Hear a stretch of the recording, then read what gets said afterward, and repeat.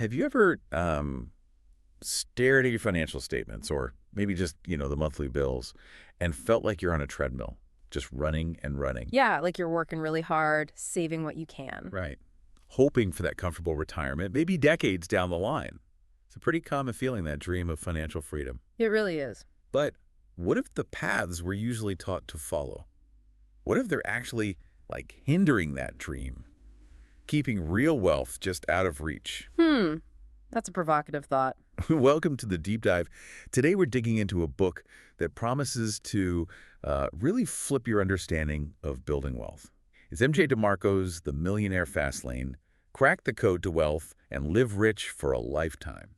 And it's important to say up front, this isn't about those shady get-rich-quick schemes or just, hoping for luck. No, not at all. DeMarco lays out a completely different blueprint. It's paved with, psychology and math, not just wishful thinking. A different kind of roadmap. Exactly. Our goal here is to unpack the core ideas from DeMarco's work. Maybe challenge some of that conventional wisdom we all hear. Yeah, the stuff we just kind of accept. And reveal some surprising facts about how true wealth is actually built according to him. Think of this as a shortcut, maybe, to getting really informed on this topic. Yeah. Cutting through the noise. Getting straight to the point. Yeah. So if you've ever looked at successful young people and just wondered, how did they do that? Or if you feel stuck on that financial treadmill, just hoping for retirement way off at 65, Then this is definitely for you. this deep dive is pretty much custom tailored for you. Yeah. Okay, let's get into it. So it really started for DeMarco with this one moment, something he calls the Lamborghini prophecy. Okay. He was a teenager, and he sees this young guy, barely older than him, driving an incredible Lamborghini Countach. Wow. Yeah, that would catch your eye. Right. But it wasn't just the car. It sparked this, burning question in him. How can someone that young afford that? Ah, okay. Because the usual narrative is, Exactly. That it takes 50 years of grinding. This moment just shattered that belief for him. It made him question everything. and that's the real turning point, isn't it? That single question, sending him off on this quest. Because let's be honest, for most of us, that slow lane, steady job, save diligently, it feels like the only sensible path. It's what we're told is safe, responsible. So what did DeMarco see as the big flaw there, beyond just, it being slow? Well, he realized society was basically selling this great deception. He calls this whole approach get rich slow, and he breaks it down into two main paths people take. Misguided paths, really. The slow lane and the sidewalk. Okay. The slow lane, like you said, that's the traditional advice. Go to college, get a good job, max out your 401k, invest in mutual funds. And cross your fingers for age 65. Pretty much. Where? And maybe you'll retire rich then. He has a pretty memorable phrase for that outcome, doesn't he? He does. He calls it, rather sarcastically, wealth in a wheelchair. Oof. That's blunt. It is blunt, but it's honest, right? It forces you to think about the real cost.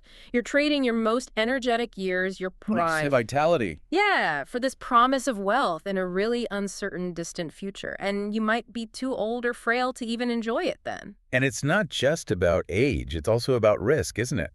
Like what happened in 2008. Exactly. A big recession, like the global one, just completely exposed the slow lane as, well, he calls it a risky fraud. Suddenly, job losses, market crashes, housing busts. Things you have no control over. Zero control. And your whole slow lane plan can just evaporate. He also talks about the cost right now, in the present. This 5-for-2 trade. Yeah. Giving away 5 days of freedom, Monday to Friday. Which he calls What's it? prostituting your week. Yeah, pretty provocative. For just 2 days of weekend. He uses that story about Joshua Bell, the famous violinist. Oh, the one at the subway station. That's the one. Playing incredible music during rush hour in D.C., and hardly anyone noticed. People are just so locked into their grind, their 5-for-2 routine. Wow. Too busy to notice world-class art right in front of them. That says a lot. It really does. It shows how, blind people can become on that slow lane path. So here's the big question then. Mm-hmm. If the math doesn't really support it for massive wealth creation, and it makes people miss out on life, Yeah. why do so many of us stick to it? That's the million-dollar question, isn't it? DeMarco dives into the math flaw. He says slowing wealth basically equals your intrinsic value, like your job salary, plus compound interest from market investments. Okay, makes sense so far. But both of those are fundamentally limited. Your job value is tied to time. There are only 24 hours in a day. And compound interest needs decades, like a whole lifetime, maybe 70 plus years, to really work magic. You can't just decide to get 1,000% raise tomorrow. Exactly. Or demand a 2,000% return from the stock market this year. The levers just aren't big enough or controllable enough for rapid wealth. The math itself limits the speed. And that limitation leads people down another path he mentions, the futile fight of education. Right, because they think, okay, I need to increase my intrinsic value. So they go get an MBA or more certifications. Which often means Massive debt, what he calls parasitic debt. So now you're trapped in education servitude. You might earn more per hour, sure, but you're still trading time for money. Still no control, just a more expensive hamster wheel, maybe? okay, so that's the slow lane. What about the other one, the sidewalk? The sidewalk. That's basically the no plan. Sidewalkers are all about instant gratification, living in lifestyle servitude. Meaning Money comes in, money goes out. Immediately. Like a hot potato. Their wealth equation is kind of sad, actually. Income plus debt equals wealth. so it's all about looking rich, not being rich, the 30K millionaires idea. Exactly. You see someone driving a brand new Escalade, but they're living in a rundown apartment, maybe. They look the part, but they're one missed paycheck away from total disaster. Driving the fancy car, but can't afford the rent. Precisely. And a really key point here, more money doesn't fix this, it just makes the problem bigger. Someone earning millions can still be a sidewalker if they spend it all instantly. It's mindset, not income. And they tend to blame everyone else, right? Yeah. I got laid off, the economy's bad. Always external factors, no personal responsibility. Plus, think about advertising, that constant you deserve it message. Yeah. Encouraging entitlement, instant gratification. Right, without the effort or accountability part. And DeMarco says luck is like the sidewalkers' religion. They think wealth is an event. Like the lottery. Or a big casino win. Exactly. Lottery ticket, Vegas, some big hit idea. They're always chasing the event, completely ignoring the process, the actual work involved in building something. Okay, so we've got the slow lane trap and the sidewalk dead end. After tearing those down, DeMarco offers his alternative. And it starts with redefining wealth itself, doesn't it? This is where it gets really interesting. It really does. He says true wealth isn't about the stuff, the Lamborghinis or mansions. It's about the 3 Fs. 3 Fs. Okay, what are they? Family, which means strong relationships, connection, fitness not just being ripped, but health, energy, vitality. And the big one, freedom. Freedom. What does that mean in this context? Freedom is basically choice. Freedom from bosses telling you what to do, freedom from alarm clocks waking you up, freedom from money pressures dictating your life. And that freedom piece, that sounds like the foundation for the other 2 Fs. It totally is. He argues it's the cornerstone because freedom lets you protect your health, spend time on fitness, and nurture your relationships. It's such a contrast to society's focus on just, accumulating stuff. So how do you get this freedom? What's the engine behind the fast lane? The engine is what he calls the law of affection. Not attraction, but affection. Okay, law of affection, what's the principle? It's simple, and he insists it's based on math. Affect millions and make millions. Affect millions. Make millions. How does that work practically? It works through 2 main variables, scale and magnitude. Scale and magnitude. Break those down. Okay, scale is about reaching a lot of people, but maybe with a smaller profit per person. Think like selling millions and millions of pens, making maybe 75 cents profit on each. Got it. Volume. Exactly. Magnitude is the opposite. You affect fewer people, but the impact and the profit per person is much higher. Like a high-end surgeon.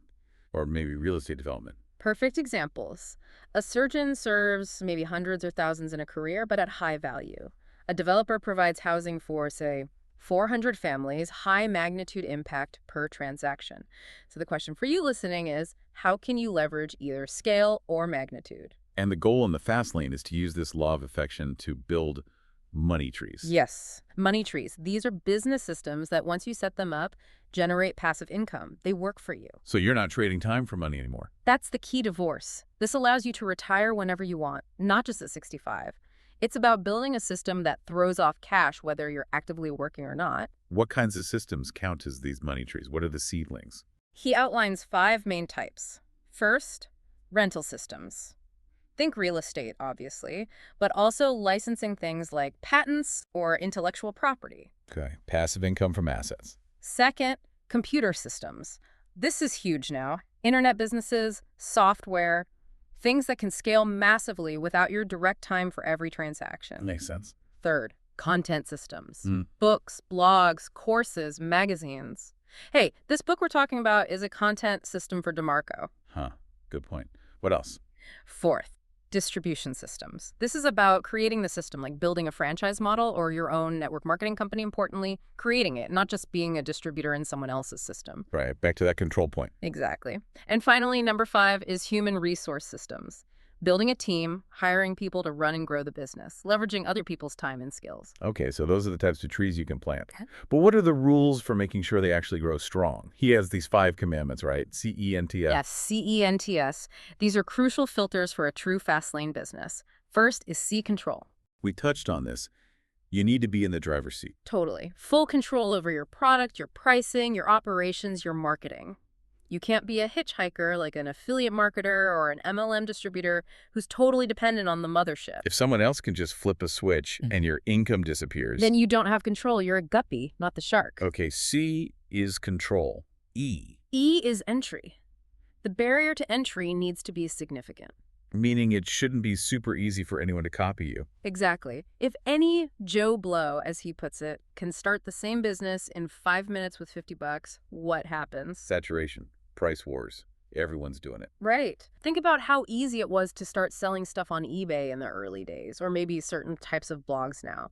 If entry is super low, you have to be absolutely exceptional to stand out from the noise. High barriers protect your margins. Makes sense. CEN. N is need. Your business must solve a genuine need in the marketplace. It has to provide value. So it's not just about doing what you love. Not just that. He says, give first, take second. Starting a business purely because you have a passion for, say, martial arts isn't enough if nobody in your area actually wants or needs another martial arts studio. He tells a story about that, right? A failed studio. Yeah, started purely from love of the craft, ignored the market need, and it flopped. He argues real, sustainable passion often comes from excitement, like his Lamborghini moment, or from deep dissatisfaction, seeing a problem that needs fixing. Like his snow in the toilet story, seeing his mom struggle. Yeah. That discontent fuels action. Precisely. That's the fuel. Okay. CENT. Key must be time. You got it. The business needs to be detachable from your time. It should have the potential to operate and make money even when you're not actively working in it. The ultimate goal. Passive income. Breaking that time for money link. That's the divorce, yeah. Like his internet company making money while he was off playing poker or sick. The system works without him clocking in. Okay, last one. S. S is scale. Your business needs the potential to reach a large audience or serve customers at a high profit margin per unit. It needs leverage. So a local coffee shop has limited scale. Right. Limited by geography, but a nationwide coffee chain. Or a book sold globally online. That has huge scale. Scale lets you tap into that law of affection affecting millions. Got it. Control, entry, need, time, scale. CENTS. That's the framework. That's the acid test for a FASTLANE business. Okay, let's shift gears a bit. Building this kind of business takes more than just knowing the rules. What about the mindset, the execution? He says something pretty jarring about ideas. Oh, yeah. Ideas are nothing but neurological flatulence. Huh. Okay, unpack that. What does he mean? He means an idea by itself is worthless, like zero value. Everyone has ideas. What matters, what's priceless, is the execution. Doing the work. Doing the hard, often unglamorous work to bring that idea to life. He points out that huge successes often aren't totally new ideas. Google didn't invent search. Starbucks didn't invent coffee. They just did it better. They executed better, made it more accessible or fashionable or efficient. It's about playing chess, thinking strategically, and consistently executing, not just having a light bulb moment. He also really hammers home the power of choices. Yeah. Basically saying your life is the sum of your choices. Yeah, that's a tough pill to swallow sometimes, but he insists you are exactly where you chose to be. And some choices are worse than others. Treasonous choices. Right. Those are choices that cause, like, irreparable damage, taking on massive unaffordable debt, criminal activity, things that permanently derail you. So how do you make better choices? Does he offer tools? He does. He suggests using things like worst-case consequence analysis, WCCA, to really think through the potential downsides before making a risky move. And for big, complex decisions, a weighted average decision matrix, or WADM. Basically, structured ways to think, not just reacting emotionally. Interesting. Now, what about dealing with customers? He has a unique take on complaints, calling them road noise. Yeah, he sees complaints not just as problems, but as valuable feedback, especially what he calls complaints of void. Complaints avoid. Those are complaints that reveal an unmet need, a gap in the market that maybe your business could fill. They're clues. And this ties into his idea about customer service. SUCS. Huh, yeah. Superior Unexpected Customer Service, SUCS. It's about going way beyond expectations. Like what? Like super fast email responses, maybe getting help from a real person in the actual company, not some outsourced call center reading a script, doing things that genuinely surprise and delight the customer. And the benefit is? You turn customers into loyal fans, disciples, he calls them. They become your best free advertising through word of mouth. Makes sense. Okay, another point he makes is about focus. Monogamy over polygamy in business. Right. He's saying, focus intensely on one fast lane business until it's successful. Don't be an opportunity hopper chasing every shiny new thing. He calls that Teckle syndrome. Yeah, Teckle syndrome. Jumping from idea to idea without ever committing. He argues most successful entrepreneurs got rich focusing deeply on one thing first. Then, once you have wealth... Then you can diversify. Exactly. Then money buys systems and you can branch out. But get one thing working first. Intense focus. This leads back to a core theme, the value of time versus money. Absolutely fundamental. Time is definitely scarce, he says, while money is richly abundant. We only have so much time. Right. And that ties back to debt, especially parasitic debt for lifestyle stuff, financing that fancy car you can't really afford. How does that steal time? Because every dollar you spend paying interest on that debt is money you could have used to buy back your own time, your freedom. That debt converts your potential free time into indentured time. Time you must work just to pay for past consumption. Wow, thinking about the time cost of purchases. That's powerful. It really reframes things, doesn't it? What's the true cost of that gadget in terms of your life hours? And how does education fit into the fast lane, if not just for a higher salary? Education is crucial, but it's self-directed and continuous. It's about learning how to build systems, not just increasing your personal hourly rate. The real world is your university, he says. So, learning practical skills, business skills. Exactly, and he dismisses the I don't know how excuse. In today's world, with the internet, Information is everywhere. it's abundant, often free. The real challenge, she points out, is dealing with the negative influences the human headwind bloviators. Huh? Who are they? Negative friends, family members stuck in slow lane thinking, people giving outdated advice, even bad relationships. People who consciously or unconsciously try to hold you back, pull you down. You have to recognize them and create distance. That can be tough. It can be one of the hardest parts, honestly. Finally, let's talk about commitment. Yeah. He makes a distinction between just being interested and being truly committed. Yeah, interest is first gear. Commitment is the red line. Meaning, just being interested isn't enough. You have to go all in, be willing to push through failure, because he says failure is just part of the process. It's expected. But take smart risks. Intelligent risks, Yeah. yes. Things with potentially unlimited upside, but a capped limited downside. Avoid the moronic risks, limited upside, but potentially unlimited downside, like gambling your life savings. And the time to start is? Now, always now, waiting for someday is just throwing away your most precious asset, time.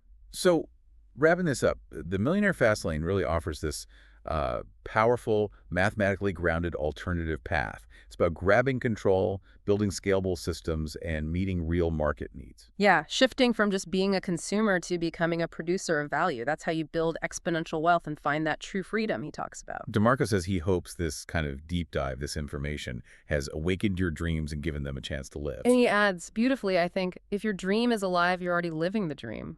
It's about being on the path. So here's something to think about. What could a small shift in how you see things, or maybe just one single conscious choice you make today, do for your financial future? What's one step you could take right now to move from just being interested to being a committed fast laner and start building your own road to freedom?